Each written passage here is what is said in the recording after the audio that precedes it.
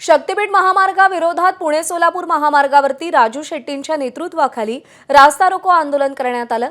यावेळी या महामार्गाला विरोध करण्यासाठी शेकडो शेतकरी तळपत्या उन्हात रस्त्यावर बसले होते। महामार्गावर रास्ता रोकोवरून राजू शेट्टी आणि सोलापूर पोलीस यांच्यामध्ये जोरदार शाब्दिक चकमक झाल्याचंही पाहायला मिळालं।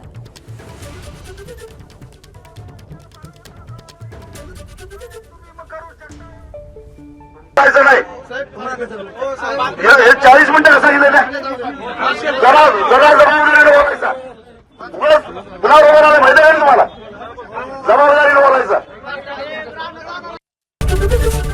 एबीपी माझा उघडा डोळे बघा नीट।